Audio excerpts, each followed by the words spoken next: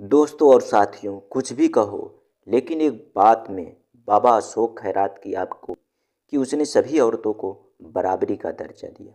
चाहे वो किसी पुलिस अधिकारी की पत्नी हो, चाहे किसी नेता, राजनेता या अधिकारी की पत्नी हो, सभी औरत को उसने मान सम्मान के साथ टेबल के एक कोने पर बिठाया और फिर उनको अपना वीर दान किया।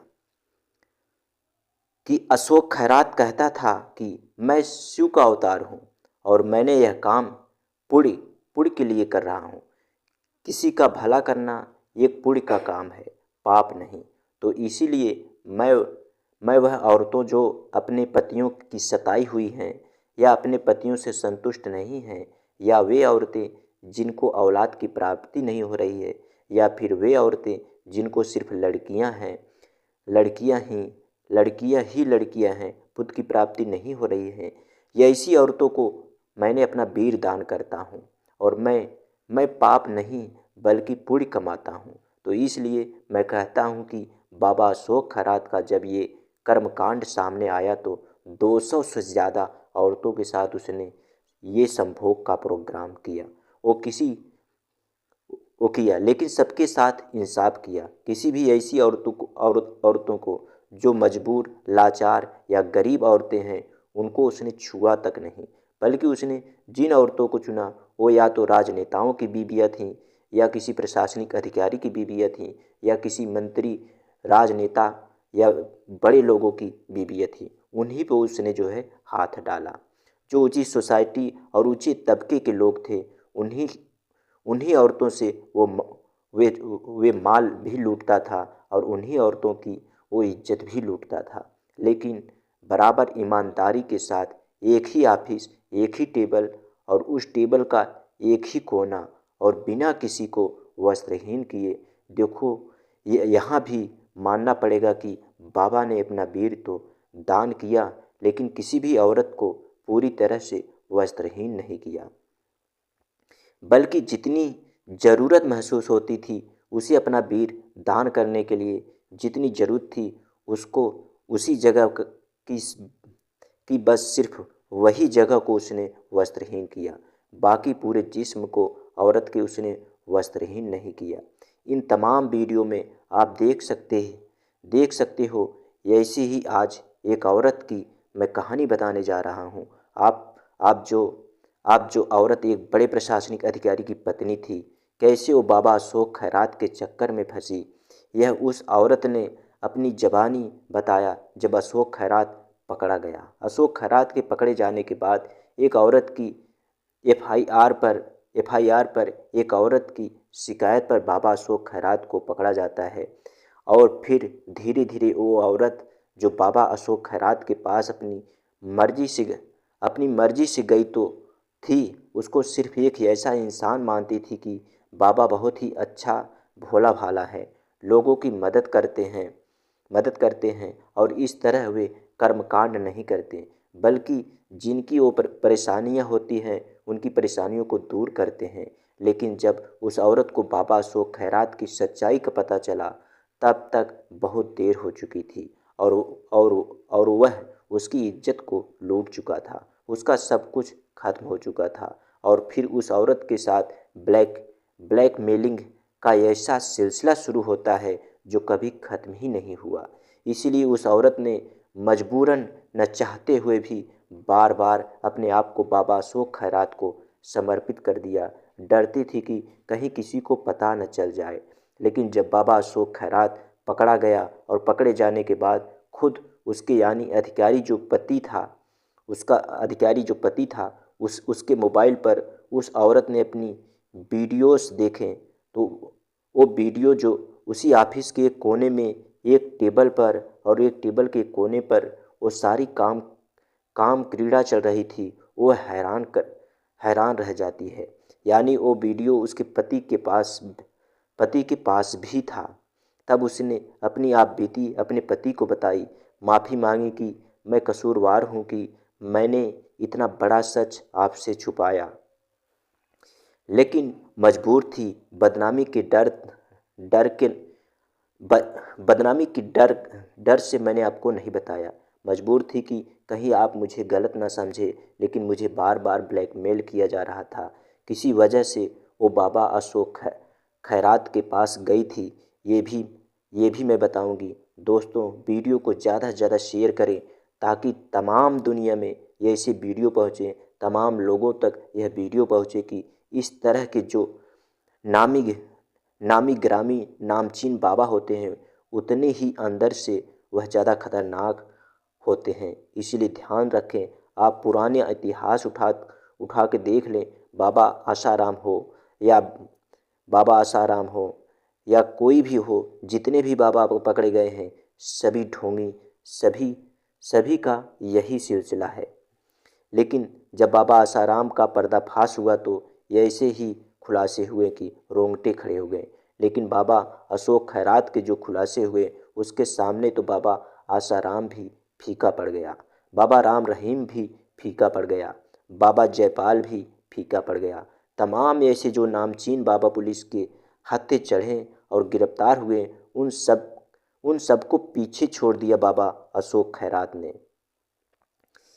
इसका तारीफ अजीबो गरीब था और इसके औरतों से संबंध बनाने के जो तरीके थे वो भी अजीबो गरीब थे, जिसको सुनकर आप भी चौंक जाएंगे। तो इसीलिए ज़्यादा से ज़्यादा वीडियो को शेयर करें, लाइक करें, चैनल को सब्सक्राइब करें। दोस्तों, हमारे इस वीडियो को आप लोग लाइक और सब्सक्राइब ज़रूर कीजिएगा और इस चैनल को ज़्यादा से ज़्यादा शेयर कीजिएगा।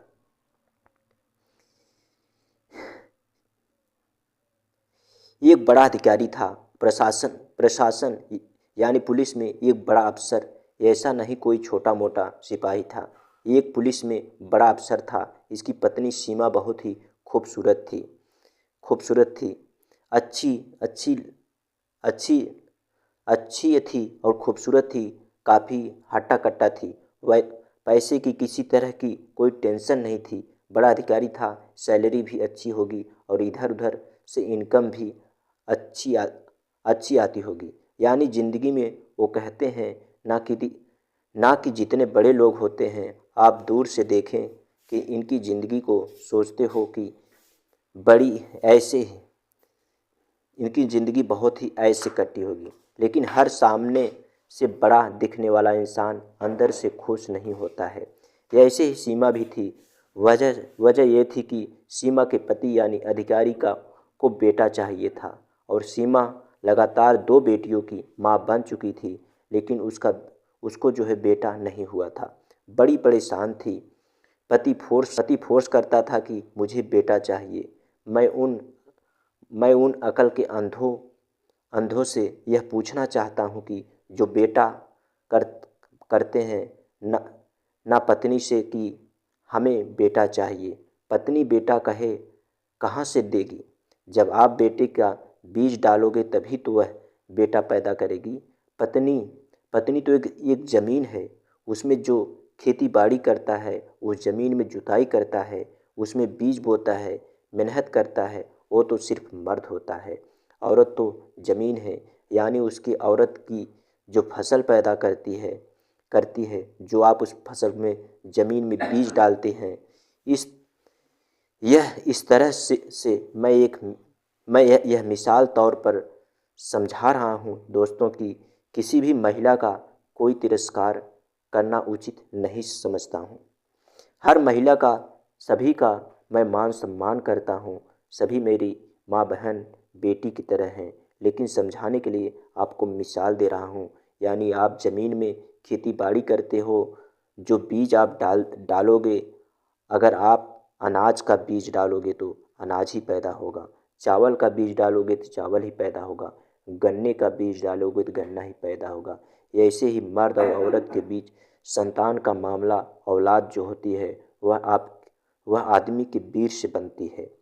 और आदमी के वीर में अगर मर्द के शुक्राणु होंगे तो बेटा पैदा होगा, अगर औरत के शुक्राणु होंगे तो लड़की पैदा होगी। ऐसे ही किसी भी औरत को क्लेम करना, किसी भी औरत को यह कहना कि हमें बेटा चाहिए, तो वो बेचारी इसमें कुछ नहीं कर सकती। मर्द ने जो बोया है वही उसको काटना पड़ेगा। सीमा भी परेशान रहती थी कि आखिरकार बेटा पति को कहाँ से दूँ। अब जो यह बोएगा वही तो काटेगा। बहरहाल कुछ मिलाकर और और कहाँ यह भी जाता है कि औरत ही औरत का दुश्मन होती है। एक औरत उसके पड़ोस में रहने वाली पहले ही बाबा अशोक खैरात के चंगुल में फंस चुकी थी, लेकिन फिर भी यह सीमा को बाबा अशोक खैरात के पास जाने का जो है मशवरा देती है। सीमा से कहती है कि उसकी सहेली कि मैंने बाबा अशोक खैरात के बारे में बहुत सुना है। इसने यह नहीं बताया कि बाबा अशोक खैरात के पास जाकर के लुट चुकी हूँ, पिट चुकी हूँ, लेकिन ज़बरदस्ती और जानबूझकर उसने बाबा अशोक खैरात के पास उसको भेजा। कहने लगी कि अगर तुम्हें बेटा चाहिए तो तुम्हारी परेशानी को मैं जानती हूँ, अगर तुम्हें बेटा चाहिए तो बाबा अशोक खैरात के पास पहुँच जाओ। कितनी ही ऐसी औरतें हैं जिनको बाबा अशोक खैरात ने बच्चे दिए हैं, जिनको बच्चे नहीं होते थे, उनकी कोशिशों से, उनकी जो प्रार्थना से, उनकी भक्ति से, उनकी उनकी तंत्र मन से उन्हें जो है उन्हें जो है बच्चे पैदा किए हैं। तुम भी जाओ और तुम्हें भी बेटे की ख्वाहिश है तो अगली बार तुम्हें भी बेटा ही होगा। 100% मैं गारंटी लेता हूँ। एक बार कम से कम बाबा के पास चली तो जाओ। सीमा की जो है वह उम्मीद जाग उठी कि चलो कोई एक सुराग तो मिला, कोई राह तो मिली, लेकिन उसे नहीं पता था कि जिस राह पर वो चलने जा रही है वो राह कितनी कांटों से भरी हुई है और कितना खतरनाक है। बाबा के बारे में इस तरह से उसने तारीफ़ सुनी तो अब वो भी बेचारी बाबा की दीवानी हो गई और बाबा से मिलने चली जाती है। अब बाबा का तो एक ही काम था, जो औरतें नई उसके पास आती थीं, किसी भी बड़े अधिकारी की, किसी भी मंत्री की, किसी भी राजनेता, सबको जो है अपनी चंगुल में वह फंसा लेना ही उसका मकसद था। फिर उसको यह विश्वास और यकीन दिलाना कि 100% तुम्हें बच्चा होगा, 100% तुम्हें बेटा ही होगा। किसी कोई बेटे की तलाश में आती थी तो किसी को बच्चे नहीं हो रहे होते थे तो बच्चों की तलाश तो 100% गारंटी होती थी। बस जैसे जैसे मैं कहूँ आपको वैसे विशेष प्रसाद यानी खास विशेष का मतलब होता है। खास यानी खास आपको प्रसाद लेना होगा।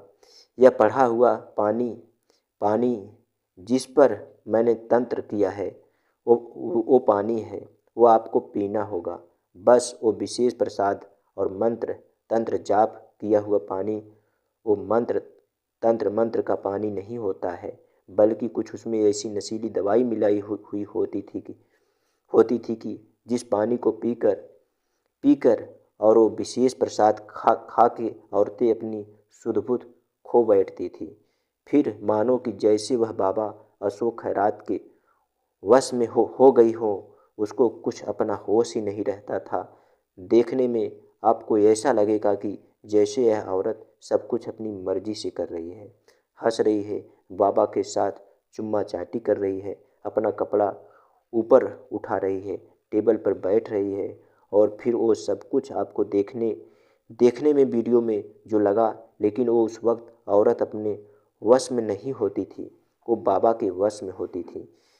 यही तो बाबा की एक कला थी, यही तो उसके पास जादू था। इसी जादू के जरिए तो उसने उस टेबल पर 200 से ज़्यादा औरतों को बिठाया। और अब आगे सुनिए होता है क्या। ये औरत बेचारी इसको उम्मीद थी कि बाबा बहुत अच्छे हैं। उसके बाद बाबा ने इसको यकीन दिलाया, सारी चीज़ें बताई कि आपको इस तरह से करना होगा, आपको रात को उस टाइम सोना होगा। मतलब पहले पहल तो उस औरत को ऐसे जो है वो काम बताता था कि सामने वाली औरत को यकीन हो जाए कि जो बाबा तरीका बता रहे हैं, बस समझो कि ये बहुत अच्छे हैं और वो हो जाएगा। फिर जब ये सारा कुछ बता करके भभूत देने के बाद किसी विशेष प्रसाद इसको ग्रहण करो, जब वो प्रसाद ग्रहण होता था उसके बाद ऊपर से यह आप जो है तंत्र मंत्र का सिद्ध किया हुआ पानी इसे इसे जो है ग्रहण करो, तो इसको पी लो। बस वो प्रसाद खाना, पानी पीना, उसके बाद समझो बाबा का काम आसान और बाबा की राह आसान हो जाती थी। वीडियो शूट करने के लिए कैमरा शुरू शुरू हो जाता था और बाबा अब जैसे जैसे कहते थे वैसे वैसे होता था। आगे का आगे का आपने मंजर वीडियो में देखा ही है कि तमाम ऐसी वीडियो सामने आई जिसमें बाबा ने एक एक ही टेबल पर और एक ही टेबल में एक ही कोने पर ना जाने कितनी औरतों को बिठाया और किसी भी औरत को वस्त्रहीन नहीं किया, बल्कि अपना वीर दान करने के लिए जितनी ज़रूरत उसको होती थी दान करने की, बस उतना ही इस्तेमाल किया, उतना ही उसको वस्त्रहीन किया। कभी कभी ना बाबा खुद वस्त्रहीन देखा होगा आपने किसी भी वीडियो में, ना किसी औरत को वस्त्रहीन किया। जब यह सब कुछ हो चुका और उस औरत के ऊपर उस मदहोशी का कुमार उतरता है और उसको जब यह मदहोशी उतरी, अपने अपने होशो हवास में आई, तो उसने बाबा से कहा कि आपने यह क्या किया, आपने तो मेरे साथ गलत किया। तब बाबा ने कहा कि मैंने गलत कुछ नहीं किया, बल्कि मैंने कुछ नहीं किया, मैंने तो सिर्फ और सिर्फ तुम्हें अपना वीर दान किया है। मेरे वीर में वो शुक्राणु है, वो ताकत है कि 100% तुम्हें लड़का ही पैदा होगा। लेकिन औरत ने कहा कि यह तो गलत है। मैं यह बच्चा आपके वीर से नहीं लेना चाहती थी। मैं यह बच्चा अपने पति के वीर से लेना चाहती हूँ। मेरा पति मुझे गर्भवती करेगा, मुझे बेटा हो, इसलिए मैं आपके पास आई हूँ। मैं आपके साथ संबंध बनाने के लिए नहीं आई हूँ बेटा, लेकिन थोड़ी आई हूँ। बहाल कुछ मिलाकर जब बाबा अशोक खैरात ने देखा कि मामला बिगड़ा और ये औरत जो है वो मान नहीं रही है, तो बाबा को और वह समझ नहीं रही है कि मैंने इसके साथ पाप नहीं बल्कि पुण्य किया, इसका भला किया, तो अब वह वीडियो जो उसने बनाई थी वह दिखाई और कहा कि ये सारा जो वीडियो वो बना चुका है और ये जो संबंध बने हैं वो तुम्हारी मर्जी से बने हैं, मैंने ज़बरदस्ती तुम्हारे साथ कुछ नहीं किया है। जब वो वीडियो सामने देखी तो जाहिर बात है बाबा ने ज़बरदस्ती उसको खींच रहा है, नोच रहा है या पकड़ रहा है, उसकी इज्जत लूट रहा है। ये ऐसा तो कुछ भी नहीं है। वीडियो में आपने देखा होगा बड़े आराम से औरत अपनी मर्जी से टेबल पर बैठती है, अपना लहंगा ऊपर उठाती है और बाबा से कहती है कि बाबा आ जाओ। ये सारी चीज़ें वीडियो में आपने देखा है, जो वीडियो वायरल हो रही हैं। और उसके बाद फिर जब वो औरत ने देखी तो वो बड़ी शर्मिंदा हुई और बहुत पछता रही कि वो मैं पछता रही कि मैंने तो गलत हाथों में फंस गई। अब बाबा ने कहा कि अब जो तुम्हारे पास है पैसा, अब जो तुम्हारे पास है पैसा दौलत, वो भी मुझे ला कर के दो, और इस वीडियो को मैं अगर नहीं दोगी तो इस वीडियो को वायरल कर दूंगा, तुम्हारे पति के पास भेज दूंगा। तुम्हारे पति एक पुलिस महकमे में कितने बड़े अफसर हैं, जब उसकी पत्नी की यह वीडियो उसके ग्रुप में जाएगा तो कितनी बदनामी होगी। अब जाहिर बात है वो औरत भला कैसे कहती कि बाबा को ठीक है मैं तुम्हारे पास नहीं आऊँगी, तुम इस वीडियो को वायरल कर दो, ऐसा तो नहीं कह सकती थी। वो फंस गई थी पूरी तरह से। बाबा ने उसको फंसा लिया। फिर कहा कि बालिका, जब भी हम तुम्हें प्रसाद खिलाने के लिए और पानी पिलाने के लिए बुलाया भेजें, तुम्हें आना पड़ेगा। जितने पैसे हम चाहेंगे वो पैसे तुम्हें देना पड़ेगा। बाबा का असली चेहरा तो औरत के सामने था, लेकिन कुछ कर नहीं सकती थी, किसी से कह नहीं सकती थी। उसके बाद में फिर जब किसी का पाप का घड़ा भर जाता है तो कहीं न कहीं कुछ न कुछ तो होता है। औरत ने शिकायत कराई और उस औरत की शिकायत पर बाबा के आश्रम पर और बाबा के ठिकानों पर, बाबा के उस फार्म हाउस पर जो उसने बना रखा था, वहाँ पर छापा मारा जाता है। तमाम आपत्तिजनक वीडियोस, तमाम आपत्तिजनक ऐसे पेन ड्राइव जिनमें उन तमाम औरतों की वीडियो थी। कुल मिलाकर के दोस्तों बात यह है कि अभी तक जितने भी वीडियो सामने आए हैं ना वो 10 से 20 ही वीडियो सामने आए हैं। अभी तो सैकड़ों वीडियो ऐसे हैं जो सामने आए भी नहीं हैं। आपके आपके इसलिए आपको रोज़ाना जो 200-250 औरतें वो बाबा की शिकार हुई हैं और धीरे धीरे वो अपनी कहानियाँ बता रही हैं, अखबारों में दे रही हैं, पत्रिकाओं में छपवा रही हैं कि हमारा नाम ये है, बाबा अशोक खैरात ने ऐसा किया। उनकी कहानियाँ सामने आ रही हैं और आपके सामने लाता रहूँगा कि कैसे कैसे औरतें बाबा के चंगुल में फंसी और कैसे कैसे बाबा ने उनका फ़ायदा उठाया।